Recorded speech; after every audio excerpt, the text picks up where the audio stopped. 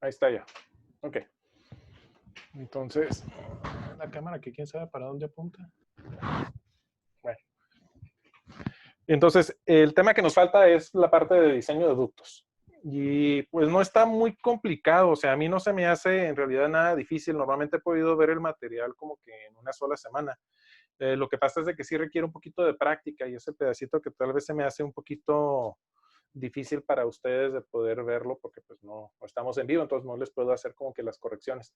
Entonces lo que les he puesto es en el Dropbox, en lo que es para esta unidad que creo que se llama nada más ductos. Hay como en un PDF, no sé, como 6 o 7 problemas resueltos que son de los de exámenes pasados. En realidad hay como que 3 problemas diferentes. Lo que pasa es de que hay diferentes maneras de resolverlo dependiendo de qué tan ordenados sean.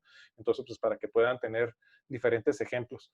El que se me hace un poquito mejor es el de las tablitas combinado con hacer cada uno de los números como que en serie, como que en línea.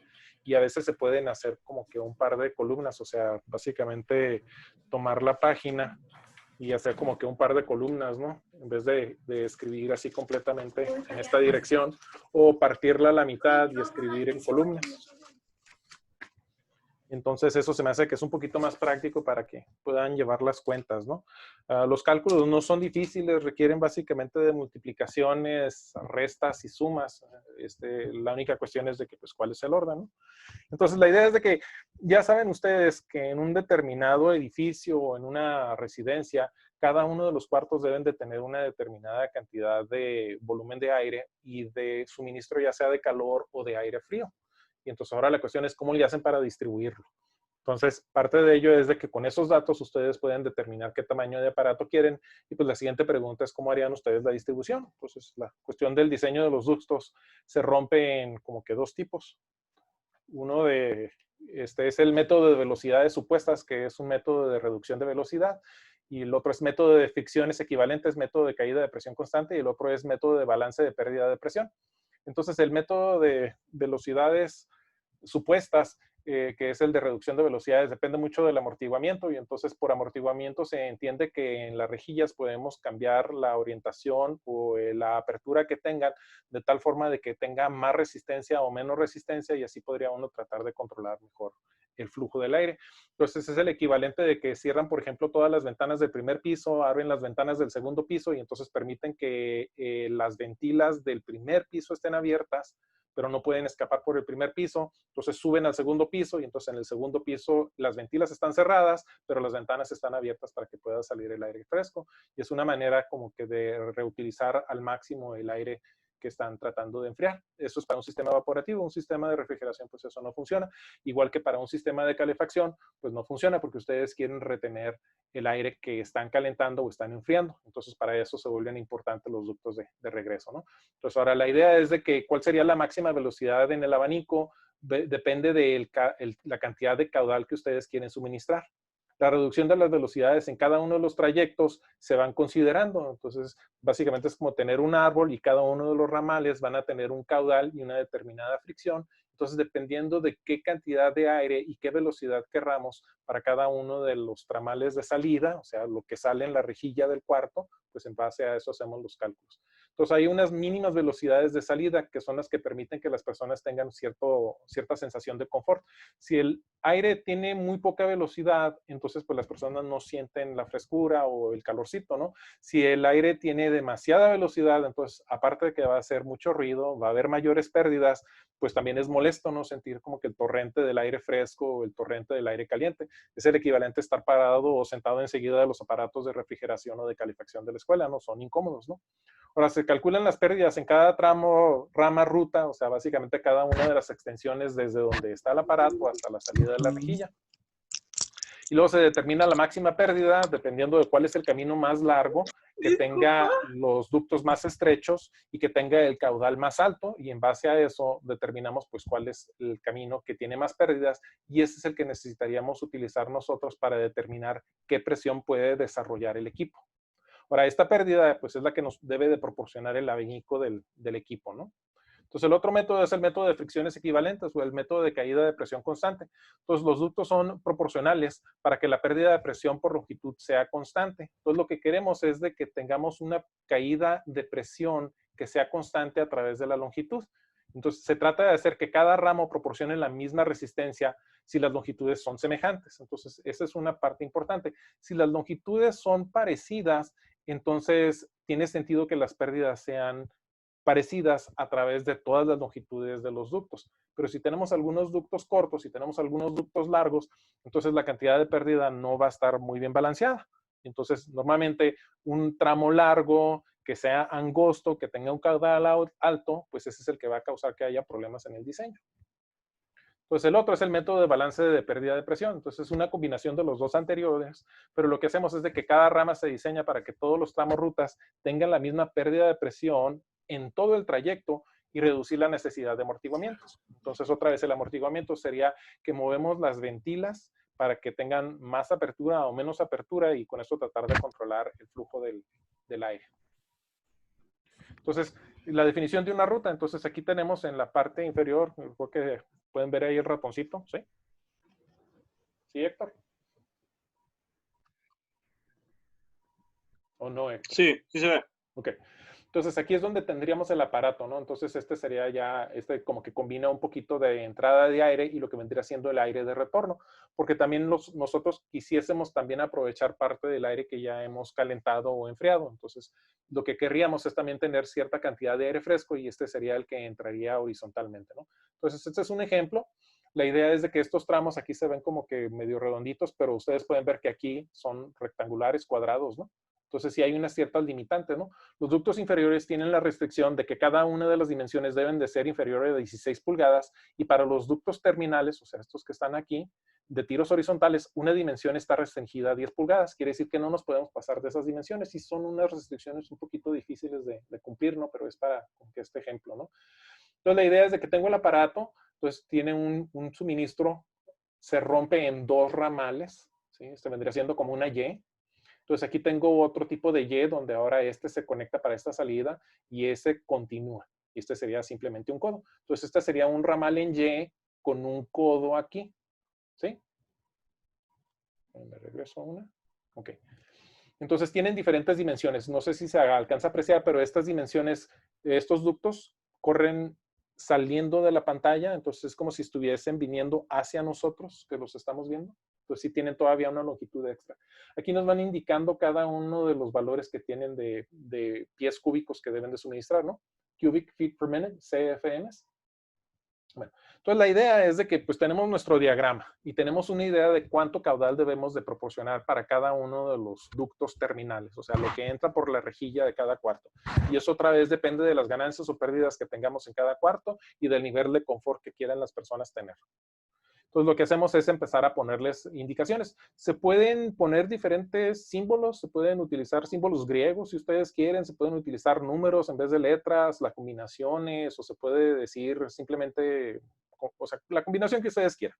Lo que pasa es de que ya como que yo me he acostumbrado a decir que las salidas las marco con letras, entonces esta sería la salida A, o sea, no sé, la recámara de Alberto. Esta sería B, la recámara de Benito. Esta vendría siendo la recámara de Carlos, ¿no? Daniel, no sé, Elena, sin la H. Pero cada uno de los tramos le voy poniendo una letra para poderlo reconocer. Ahora, perdón, cada una de las salidas. Cada uno de los tramos le voy poniendo un número. Entonces, por aquí tiene que pasar todo el caudal. A este lo marco como el número 1. Este caudal se tiene que repartir en dos. En este caso se repartiría en el tramo número 2 y en el tramo número 5. Entonces, una parte está en 2, otra parte está en 5. 5 más el 2 debe de ser el caudal que pasa por 1. Entonces, ahora el caudal que pasa por 2 se va a separar. Una parte se va a venir a esta que estoy marcando como 7 y una parte se va a venir a este tramo que estoy marcando como 3. Y se debe de dividir. El que está por 7 va a terminar pasando ahora por el 12, salvo que ahora como cambian un poquito las dimensiones, entonces vale la pena que lo vuelva a marcar como otro tramo. También a veces vale la pena marcarlo como otro tramo cuando tengo un conector, como digamos un codo, o tengo una desviación tipo Y o T. Entonces ahora este caudal 3 se va a romper en el 4 y en el 8. Entonces la suma del 4 y el 8 deben de ser igual a la suma del 3. El del 8 se va a convertir en el que pasa por el tramo 11, pero van a tener el mismo caudal. El de 4, aquí hace un codo y luego se viene hasta acá hasta el final y este lo estoy marcando todo como un 10.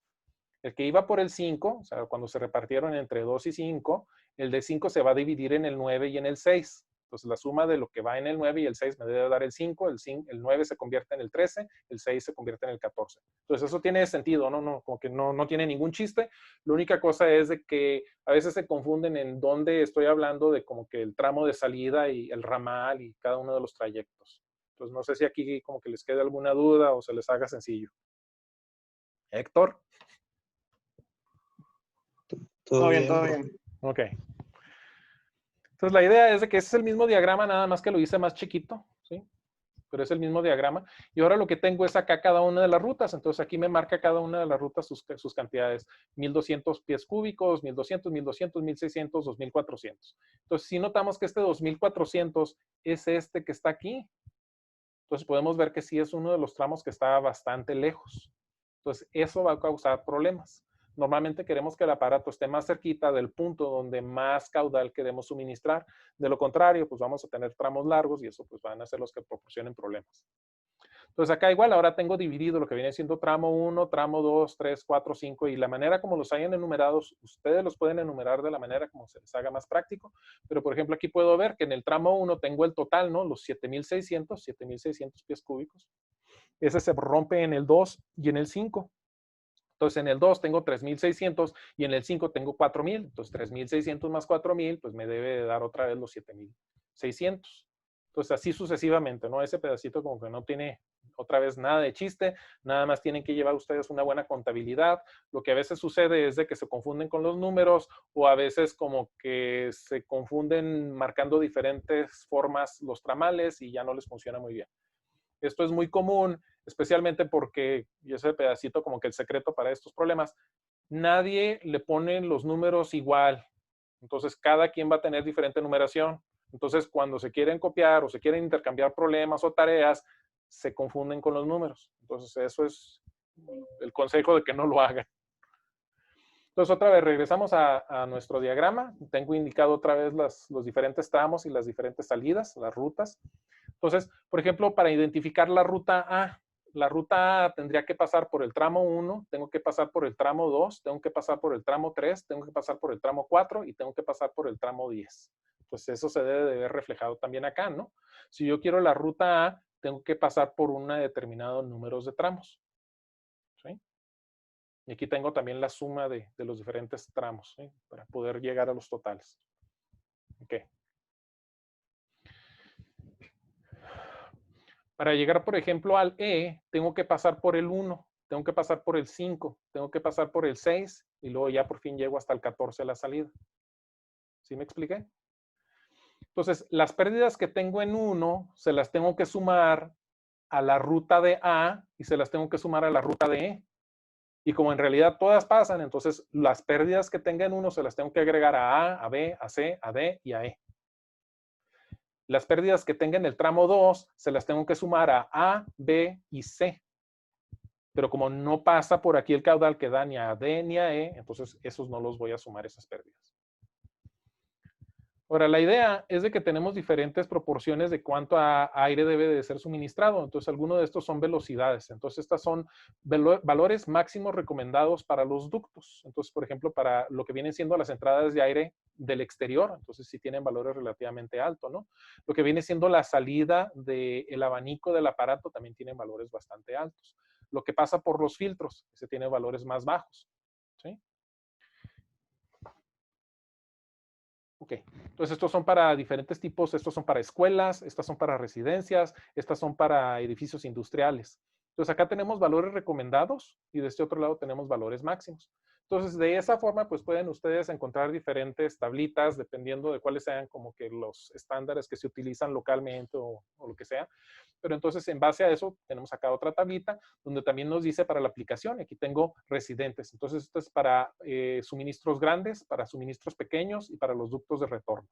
Y tienen diferentes valores y estos son pies por minuto. Entonces en base a los pies por minuto ahora tendríamos que calcular cuál vendría siendo entonces el tamaño del ducto. Y ahí es donde ya empezamos a tener las cuestiones de las pérdidas. Si tenemos un ducto muy pequeño con un caudal muy alto, nos va a producir una velocidad muy alta. Entonces, a través del caudal y de estas velocidades recomendadas, pues podemos tener una muy buena idea de qué tamaño debe ser el ducto. ¿Sí me explico? Simplemente es una división. Héctor. Sí, todo bien. Pobre Héctor, lo traigo. Acá hay otros, ¿no? También lo que vienen siendo valores para diferentes presiones de los ductos y también unos valores recomendados para las presiones altas de los ductos. Y entonces aquí vienen estos valores para, por ejemplo, corredores y para usos, para áreas comunes, ¿no? Pero son diferentes recomendaciones.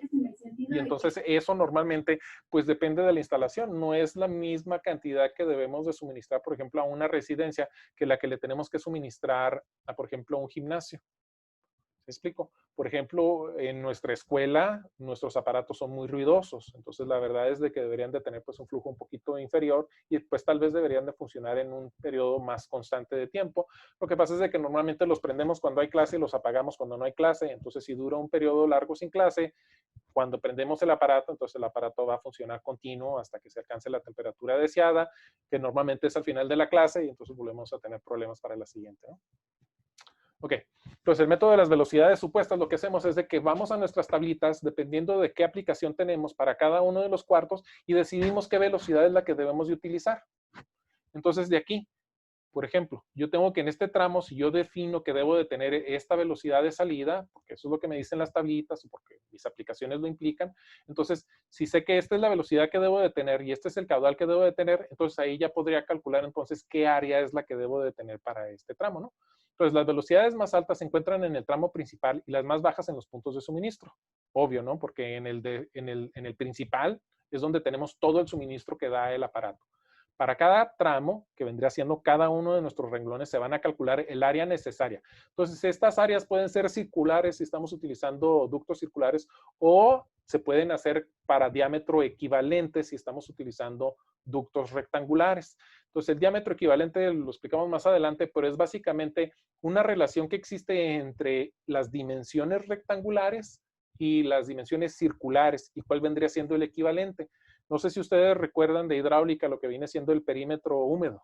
Entonces es un concepto muy semejante porque tenemos una relación entre el área y el perímetro y la fricción sucede en el perímetro, pero el caudal sucede en el área. Entonces hay una cierta relación y tratamos de mantenerlos, pues para poder hacer los cálculos, los tratamos de balancear, ¿no? Entonces ahora, después de esto se calcula la pérdida por longitud de ducto. Si básicamente yo ya sé que tengo una determinada pérdida, una determinada fricción, esa la multiplico por la longitud que tengo y entonces ahora ya sé cuánta pérdida tengo en ese ducto. Ahora, las pérdidas dinámicas por las conexiones. Eso se refiere a que cada vez que el aire tiene que cambiar dirección o se cambia el tamaño del ducto, entonces voy a tener algo muy semejante a un golpe de ariete en hidráulica. Pero ahora lo que voy a tener es una cierta pérdida porque tengo esta fricción y cambio de dirección. Y eso normalmente se pueden calcular otra vez a través de tablas o se pueden hacer ciertos valores simplistas como longitudes equivalentes.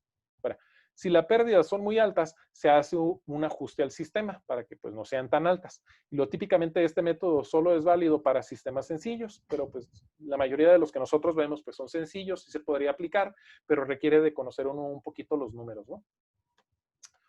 Héctor. Todo bien, todo bien. ¿Sí? ¿Alguien tiene otra duda? Esta presentación ya también está en el Dropbox, ¿eh? Okay.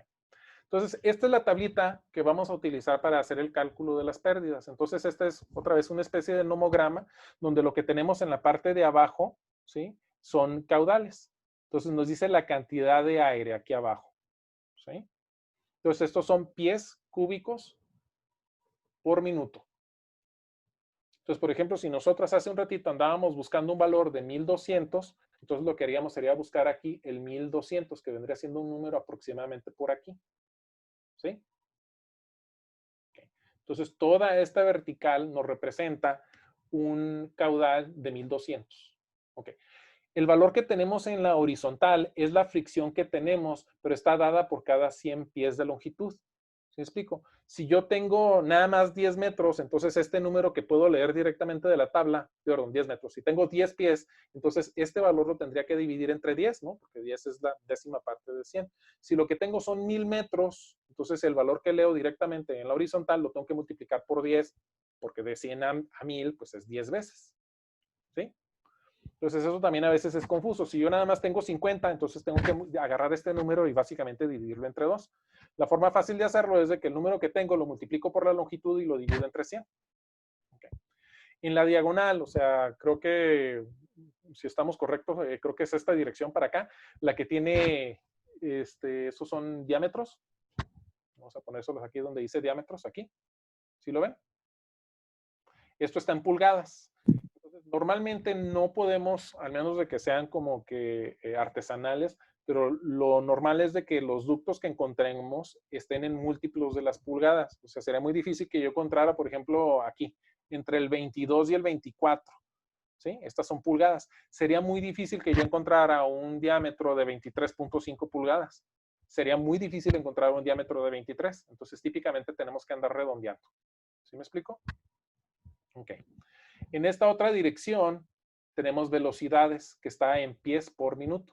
Entonces, esta tabla también existe en el sistema internacional. Lo que pasa es de que, pues, en realidad la mayoría de los ejercicios, y para no andar haciendo como que pues, un poquito de cataplixia, todos los ejercicios los estamos haciendo en estas unidades americanas. Aquí tenemos abajo un cierto valor de rugosidad. Entonces, este valor se refiere a que tenemos nosotros los ductos con una cierta rugosidad. Mientras más rugosos sean, mayor va a ser este número. Entonces, estas tablitas son para ductos nuevos, limpios, tipo acero galvanizado. Y entonces tenemos que tomar en cuenta de que conforme se vayan acumulando pues basuritas o se vayan oxidando los ductos, pues estos valores van a cambiar. No va a ser lo mismo las pérdidas que tengamos en ductos nuevos con respecto a ductos viejos. Ok, entonces por ejemplo teníamos un valor como de que de 1200 pies cúbicos. Entonces subo en esta dirección.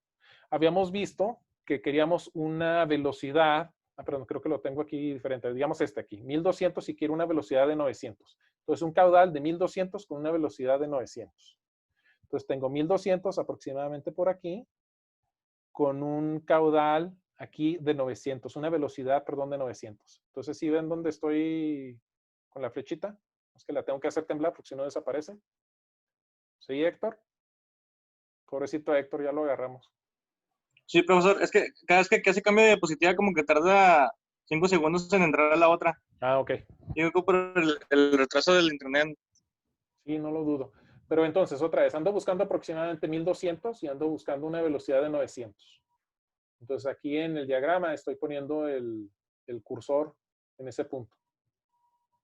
Entonces, ese punto coincide donde ya está en la orilla inferior de la parte sombreada, y la parte sombreada es como que los valores recomendados.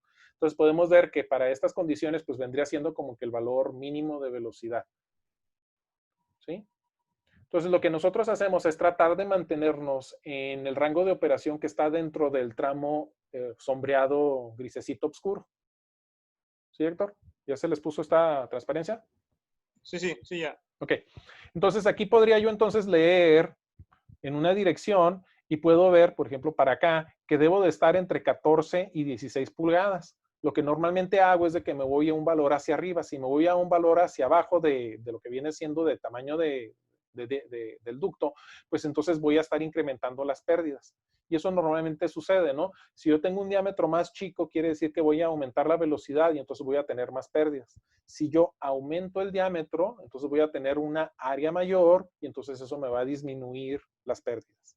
Pero entonces, puedo ver que estoy entre 14 y 15 pulgadas, entonces podría arriesgarme y tomar el de 14 o podría tratar de redondear a un valor que es más parecido a lo que existe en realidad comercialmente y me iría hasta 16 pulgadas. Lo que pasa es de que tal vez con 16 pulgadas pues voy a tener que gastar más material, voy a tener que ocupar más volumen y pues a lo mejor voy a tener problemas porque voy a reducir también la velocidad y a lo mejor ya no va a ser tan cómodo para las personas. Pero otra vez, esas son las especificaciones que les dicen donde tenemos un mínimo y un máximo de velocidades.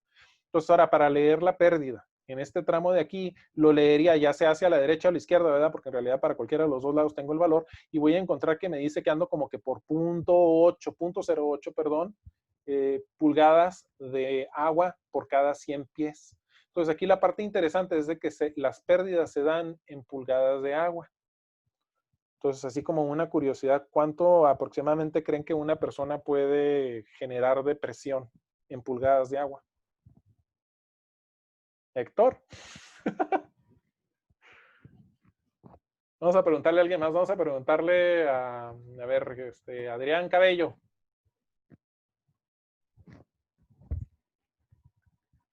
Ahí estás, Adrián. ¿Estás dormido, Adrián? ¿No le has quitado el mute, Adrián? Adrián nos dejó esperando. ¿Qué pasó, profe? Entonces, ¿cuál es la respuesta, Adrián? ¿De cuánta presión qué? Es que no lo escuché, se escucha trabado. A ver, ahí voy otra vez. ¿Cómo cuánta presión creen que puede una persona generar en pulgadas con su respiración? Una persona con su respiración, ¿cuántas pulgadas de agua puede generar de presión? Una atmósfera, para que tengan una idea, una atmósfera son aproximadamente 10 metros. Una atmósfera de presión, 10 metros de agua.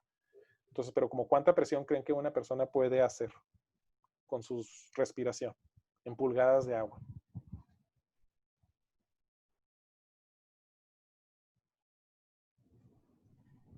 En pulgadas de agua, no tengo idea. ¿Alguien? ¿Alguna adivinanza? ¿Alguien que quiera hacer el intento? Ya que estamos en orden alfabético, a ver, de Lucio. Pues, ¿2 atmósferas? No.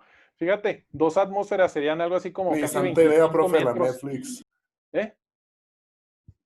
Pero 2 atmósferas serían casi 25 metros de agua, ¿sí? De una columna de agua, ¿no? Entonces, en realidad, lo que una persona en buenas condiciones puede desarrollar algo así como 18 pulgadas de presión de agua, ¿no? Entonces, pues eso es lo más que puede una persona soportar, ¿no?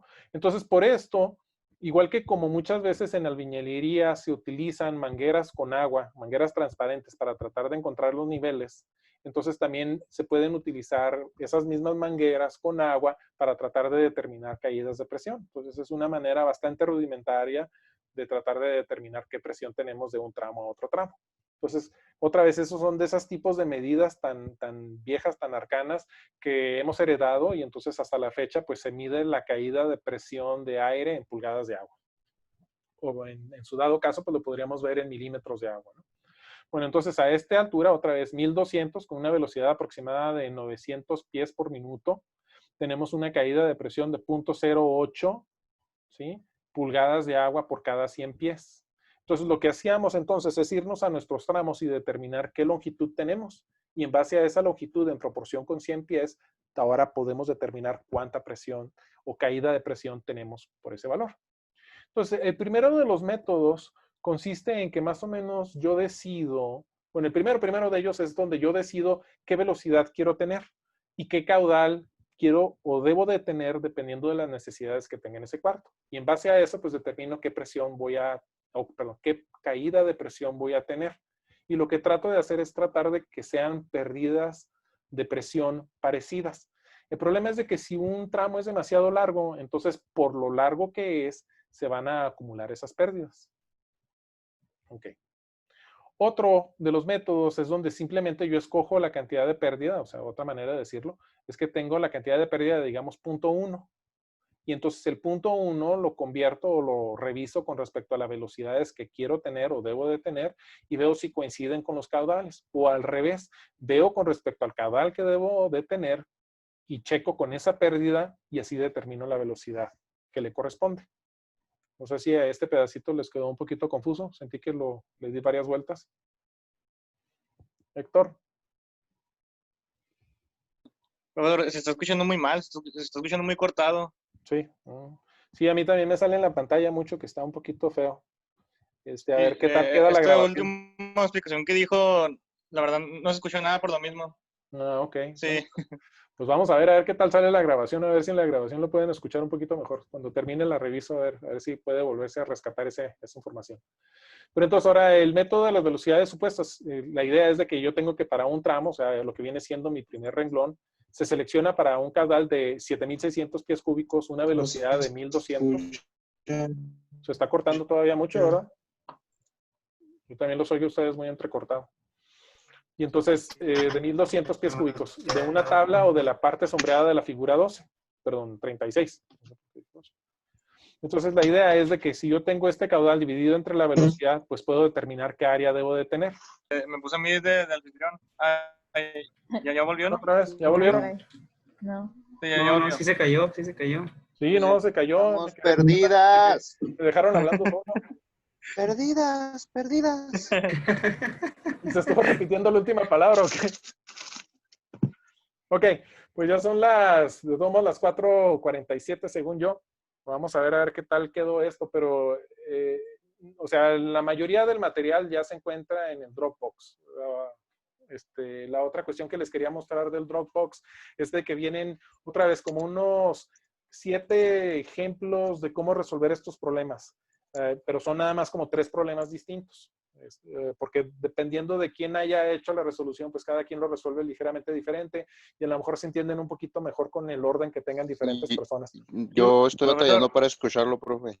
Sí, no Sí, sé. profesor, prácticamente no se entiende nada. Está demasiado Sí. trabado.